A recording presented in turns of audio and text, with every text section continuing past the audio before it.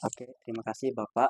Perkenalkan, saya Gori Firma dari mahasiswa UNY. Eh, saya prodi Pendidikan Jasmani Kesehatan dan Rekreasi. Eh, saya ingin bertemu Bapak. Bapak ingin melakukan ingin mewawancara penelitian penelitian skripsi saya, Bapak. Terus eh, dengan judul yaitu Analisis Kesulitan Gerakan Meroda pada Peserta Didik kelas 10 dalam pembelajaran PJOK di SMA Negeri 1 Godean. Oke. Juga saya kemarin mahasiswa praktik kependidikan dari bulan Juli sampai bulan September di SMA 1 Godean ini, Bapak. Yang kemarin bersama Pak Pandi juga. Maksud saya mewawancara Bapak itu tentang skripsi saya tadi, Bapak. Oke. Masuk saja ke pertanyaan yang pertama, Bapak. Pertanyaan yang pertama yaitu bagaimana Bapak melihat minat dan antusias peserta didik dalam pembelajaran PJOK khususnya pada materi senam lantai, Bapak? Baik, terima kasih Mas Gori. Ya. Ya, langsung saja kita jawab untuk pertanyaan tadi. Saya tanya dengan pembelajaran ini secara umum itu kita senam lantai itu ya minatnya gimana ya? Tidak seluruh siswa itu minat gitu. Karena mungkin ada beberapa faktor gitu menyebabkan siswa itu berminat atau tidak. Khususnya untuk mungkin materi-materi yang lebih menantang gitu. Karena dari kemampuan awal siswa untuk senam lantai itu kalau saya lihat ya baru beberapa yang sudah bisa menguasai, tapi ada beberapa siswa yang memang belum menguasai, dan itu biasanya malah dalam kelompok yang besar, tidak kelompok kecil, tapi yang menguasai itu adalah kelompok yang kecil. Mungkin ada beberapa faktor yang mendorong siswa untuk ada tidak berminat atau bahkan ada rasa takut atau kan senam lantai itu kan kaitannya dengan ketangkasan gitu. Ketangkasan kemudian kemampuan motorik yang lainnya juga berpengaruh di situ. Jadi mungkin minatnya separuh-separuh tadi, tidak semuanya langsung antusias seperti itu. Jadi kalau mungkin ada modifikasi pembelajaran atau apa. Terima kasih Bapak. Terima kasih Bapak atas jawabannya. Oke, kembali ke pertanyaan kedua. Menurut Bapak, berapa pentingnya penguasaan gerakan meroda pada peserta didik di tingkat SMA, Bapak? Gerakan meroda, ya. Mungkin kalau saya tanya di pertanyaannya, mungkin meroda itu dikontekstualkan dengan fungsi dari gerakan meroda itu di kehidupan sehari-hari gitu. Iya, betul. Ya, kalau meroda itu kan melatih pertama kekuatan otot tangan dan koordinasi, kemudian melatih kekuatan, melatih keberanian ya. Mungkin pentingnya seperti apa ya kan, mungkin nilai-nilai dari apa ya aktivitas yang diberikan itu nanti bisa diterapkan di kehidupan sehari-hari. Paling enggak dengan roda kita bisa melatih keseimbangan, dengan roda kita bisa melatih kekuatan, dengan roda kita bisa mengkoordinasikan gerakan, dengan roda kita bisa mengantisipasi gerakan kalau seperti ini kita harus seperti apa. Kemudian dengan latihan roda kita bisa melatih keberanian. Mungkin kalau kontekstualnya gerakan roda dengan kehidupan sehari-hari mungkin bisa dikaitkan dengan hal tersebut. Jadi kalau dirasa ditanya penting atau tidak, ya penting kalau nilai-nilainya kita ambil untuk kehidupan sehari-hari. Tapi kalau gerakan meroda itu digunakan, kan tidak selalu digunakan untuk meroda itu kan, berarti kan nilai-nilai yang terkandung dalam gerakan meroda kan fungsi secara teknik meroda itu ada apa ya, mungkin pada saat kita ada situasi tertentu yang mengharuskan kita untuk mengantisipasi dengan gerakan tertentu, ya kita antisipasi dengan gerakan meroda. Mungkin contoh kontekstualnya seperti itu. Kalau keberanian kita berani mencoba hal-hal yang misalkan baru.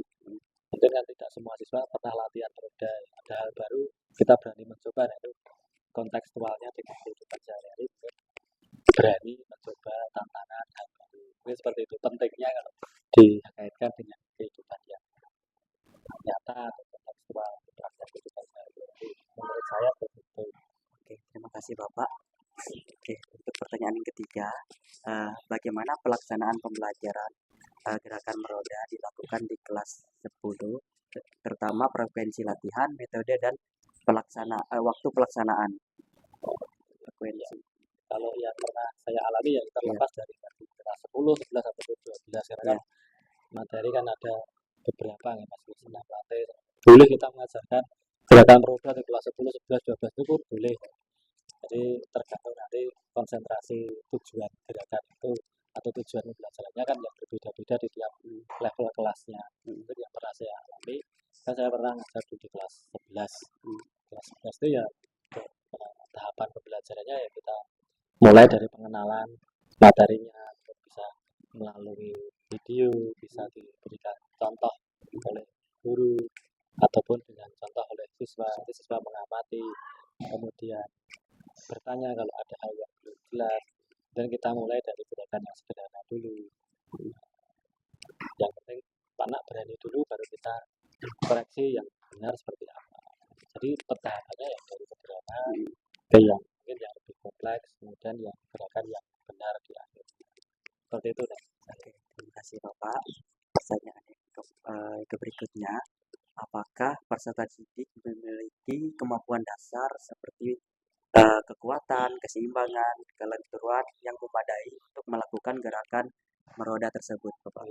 Kalau kemampuan dasar, saya meyakini bahwa semua siswa punya nih kemampuan dasar, tapi yang perlu diperhatikan kemampuan dasar itu kan berbeda-beda. Kemampuan dasar untuk kegiatan ini kan mengarah langsung ke kegiatan meroda. Kalau untuk latihan kekuatan punya kan, kalau meroda itu kan ada kegiatan memindah tubuh mungkin dengan tumpuan tangan, kaki terus dipindah ke tangan dan berdiri lagi dengan kaki. Itu mungkin kalau kemampuan dasarnya, kalau saya melihat mengamati siswa yang ada di sini ya mungkin kemampuan dasarnya ada, tapi kan dalam pelaksanaan kita perlu koordinasi gerakannya. Kalau dilihat dari kemampuan dasar untuk dalam mengangkat tubuh dengan anggota tubuh yang lain, misalkan gerakan push up, itu mereka bisa berbeda-beda kemampuan. Artinya kemampuan dasar ada, tapi kemampuannya berbeda-beda, sehingga nanti penerapan di lapangan saat gerakan roda itu juga berbeda-beda. Terima kasih Bapak. Yang pertanyaan yang kelima, bagaimana tingkat pemahaman peserta didik terhadap teknik dasar gerakan meroda itu sendiri, Pak? Pemahaman mereka ya dari segi teori atau pemahaman mereka secara umum? Kalau pemahaman, kalau kita anggap ini adalah pemahaman secara teorinya, saya rasa anak-anak sudah cukup paham.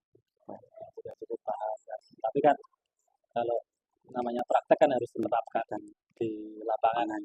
Nah, mungkin dari apa yang mereka pahami, kemudian menerapkan secara motoriknya, mungkin itu yang masih belum.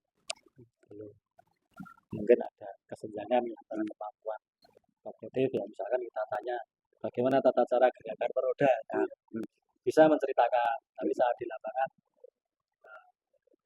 gerakan tadi tidak sesuai dengan apa yang mereka tuliskan di, misalnya kita ingin melihat kemampuan mereka untuk pemahaman meroda, itu ada perbedaan. Mungkin ada beberapa siswa seperti itu, tapi untuk tingkat pemahamannya, saya rasa kalau kita berikan materi secara teoritis, mereka bisa untuk melihat, memahami, paham, artinya kan belum tentu mereka juga bisa. Jadi kalau pemahamannya ya bisa. Mereka sudah cukup lah untuk pemahaman kegiatan, tata cara pelaksanaan meroda itu. Mungkin permasalahannya di prakteknya.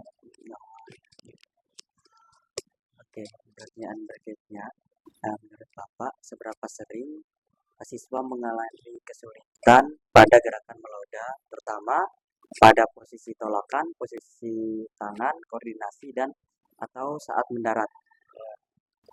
Seberapa sering itu ya mengalami kesulitan? Kalau kan siswa kan jumlahnya banyak, tidak hanya satu. Jadi kalau saya melihat itu ada siswa ya mungkin bisa melakukan tolakan, posisi kaki dan gerakan merodanya itu sampai sikap akhir itu ada yang bisa. Tapi untuk kesalahannya mungkin karena kalau gerakan itu kan, kalau teknik itu kan ada pentahapan. Mungkin kalau contoh mudahnya ada sikap awal, sikap meroda, sikap akhir itu gitu. Mungkin ada siswa yang sudah semuanya itu bisa. Ada siswa yang sikap awalnya mungkin kurang pas, sehingga menggunakan sikap gerakan merodanya sampai ke sikap akhir. Ada yang sikap awalnya sudah tepat, tapi sikap saat merodanya masih kurang, sehingga akan berakibat di sikap merodanya dan sikap akhir. Ada yang siswa yang sikap awalnya benar, sikap merodanya benar, dan sikap akhirnya salah, sehingga gerakan akhirnya perlu dikoreksi. Jadi kalau ditanya sering apa kesalahannya terjadi, ya bervariatif. Ada yang sudah benar, ada yang mungkin di awal dan di awalnya sudah salah, akhirnya menyatakan dua teknik berikutnya salah. Ada yang dua teknik di awal sudah benar, sehingga salah, atau teknik akhirnya salah. Jadi bervariasi. Ya mungkin tadi kemampuannya kan tidak seluruhnya mampu, ada hanya sebagian kecil yang bisa, sebagian besar yang belum bisa. Artinya kan frekuensi kesalahannya mungkin lebih sering, ya mungkin ya ada beberapa hal yang tidak bisa, tapi kesalahannya di mana bervariasi tadi gitu. Ada yang sikap awalnya, ada yang sikap rodanya, ada yang sikap akhirnya, mungkin ada yang ketiga-tiganya, mungkin hanya satu teknik saja. Mungkin seperti itu. Pertanyaan yang ke-8 yaitu apakah faktor fisiologis seperti rasa takut, kurang percaya diri juga mempengaruhi kemampuan peserta didik dalam melakukan gerakan meroda? Menurut saya faktor psikologis itu sangat berpengaruh dengan itu. Apalagi olahraga-olahraga yang sifatnya ada tantangannya gitu. Tidak hanya mungkin tidak hanya di senam lantai ataupun kegiatan-kegiatan yang lain, mungkin rasa percaya diri dan rasa takut itu mungkin ada. Apalagi kalau gerakan senam lantai, salah satu contohnya meroda itu kan, mungkin ada beberapa siswa yang belum pernah mencoba itu. Saat mencoba memutar tubuhnya, mungkin itu ada rasa takut, rasa cemas, nanti bisa atau tidak, nanti kalau kita tangannya terkilir bagaimana dan sebagainya, nanti jatuhnya tidak tepat, gerakan akhirnya tidak tepat, malah kita jatuh sebenarnya.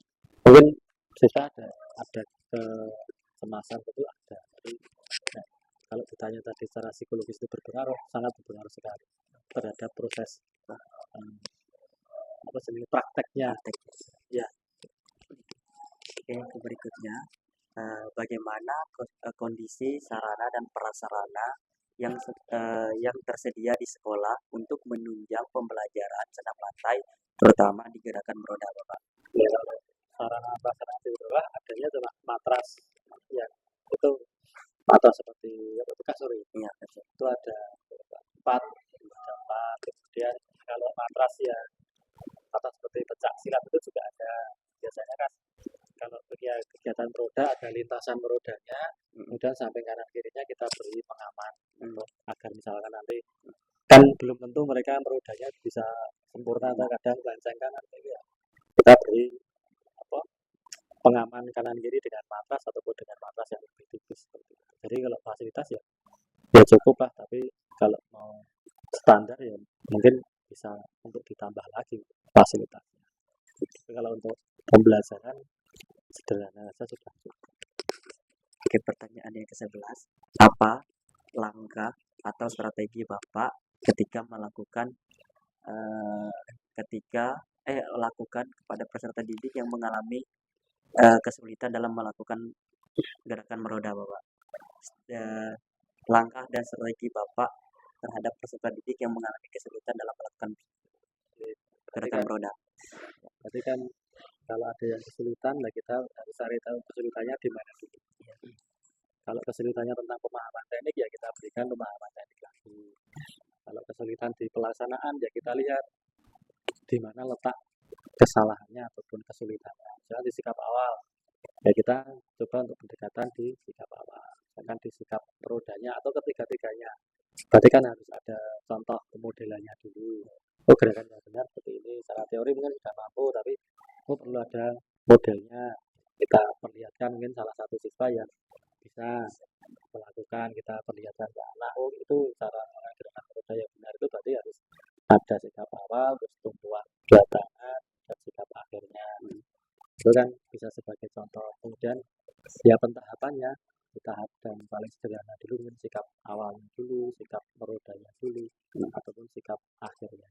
Dan kalau kaitannya tentang psikologis tadi, ya menurut kita harus motivasi bahwa kita harus meyakinkan anak bahwa tempat yang dia gunakan itu benar-benar aman dari Misalkan jatuhnya tidak pasti yo jatuh tapi tidak akan sakit seperti itu.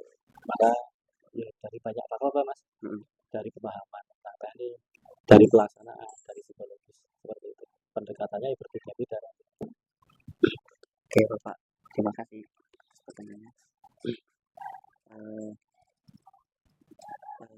Apakah Bapak menggunakan media pembelajaran tambahan seperti video tutorial atau demonstrasi langsung atau alat bantu seperti matras, tambahan dinding, dan lain-lain? Oh ya, ini tadi juga sudah dijawab sama Bapak tadi ya. Oke, pertanyaan berikutnya, bagaimana peran, udah langsung ke terakhir. Ini bagaimana cara Bapak melakukan penilaian terhadap keterampilan senam lantai khususnya pada gerakan meroda Bapak? Kalau keterampilan senam lantai biasanya saya menilainya dengan ada rubriknya ya Mas ya. Nanti kaitannya dengan pemahaman siswa dengan rubrik itu saya juga melibatkan siswa untuk menilai ya. Kemudian ada teman yang mengamati, teman yang lain yang melakukan. Dan buat rubrik yang sifatnya rubrik penilaian otentik dari siswa. Nanti siswa juga menilai agar mereka paham gerakan temannya seperti apa. Kemudian saya juga melakukan penilaian. Nanti nilai saya dan nilai siswa itu dikomparasi apakah pas atau tidak untuk penilaiannya.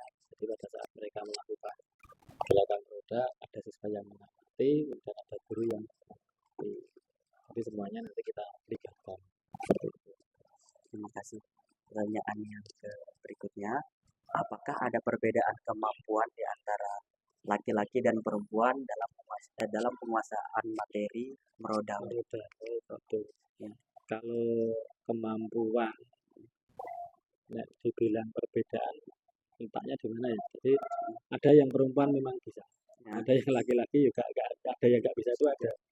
Jadi ya antara laki-laki dan perempuan mungkin jatuhnya imbang. Yang laki-laki juga ada yang nggak bisa, kemudian yang perempuan juga ada yang bisa. Yang laki-laki ada yang bisa, yang perempuan juga ada yang tidak bisa. Jadi kalau mungkin tidak terus yang laki-laki lebih unggul juga tidak. Tapi mungkin kalau diperbandingkan ya lebih banyak siswa laki-lakinya ya mungkin lebih berani mencoba, lebih berani melakukan. Tapi kalau diukur bisa dan tidaknya, bisa itu kan berarti ya saya menilai itu bisa. Berarti kan tahapan kegiatannya benar, gerakannya benar. Itu kalau dinilai bisa dan tidaknya itu ya parot-parot, pilih-pilih lah. Tapi kalau dinilai dari kemauan, keberanian untuk mencoba itu mungkin laki-laki yang lebih banyak. Karena mungkin hal seperti itu bagi laki-laki itu tidak menjadi suatu masalah ya. Hidung perempuan mungkin kok tidak kalau ini mungkin ada ketakutan. Kalau dari segi mau mencobanya itu biasanya laki-laki lebih banyak dibandingkan yang perempuan. Seperti itu. Kalau kemampuan ya imbang, mungkin ada sebagian besar perempuan yang bisa, sebagian besar laki-laki yang bisa. Oke, terima kasih Bapak. Pertanyaan yang ke-19, menurut Bapak, dukungan seperti apa yang dibutuhkan oleh sekolah agar pembelajaran senam lantai dapat berjalan lebih optimal, Pak? Ya, senam lantai itu ya dukungannya dari guru olahraga ya, ini pandangan dari guru PJK di lapangan. Ya, berarti kan fasilitasnya, ya, matrasnya disediakan kelas yang memang sesuai dengan fungsinya. Kemudian jumlah matrasnya untuk keamanan siswa juga perlu ada tambahan. Jadi mungkin ke arah ke fasilitas saja deh. Kegiatan di lapangan. Karena kita kan praktek di lapangan. Ini pertanyaan yang terakhir Bapak, apakah Bapak memiliki saran untuk meningkatkan kemampuan dan kepercayaan diri peserta didik dalam melakukan gerakan meroda di masa yang akan datang? Kalau ya itu yang jelas kita harus paham kegiatan itu untuk apa dulu gitu ya. Kalau pelatih keberanian, pelatih mungkin ya siswa-siswa yang kurang dalam antusias dalam mengikuti kegiatan itu ya terus kita motivasi terus. Dan harus diyakinkan gerakan ini aman, kemudian gerakannya aman, kemudian fasilitasnya juga aman, kemudian fungsi dari gerakan itu apa. Itu mungkin pemahaman seperti itu harus diberikan kepada mau melakukan. Kadang kan kita itu untuk apa toh kita latihan seperti ini ya, jadi harus diperkenalkan dari awal tentang fungsi gerakan senam lantai itu apa, dia harus diyakinkan bahwa gerakan ini aman, pengetahuan tentang keamanan gerakan, kemudian pengetahuan tentang keamanan alat-alatnya, atau mungkin kalau dari saya kegiatan senam secara umum mungkin. Terima kasih Bapak. Sekian dari saya juga berterima kasih ke Bapak sudah bersedia telah diwawancarai dengan saya. Terima kasih. Ya, terima kasih. Jadi, Terima kasih Bapak. apa? Ya,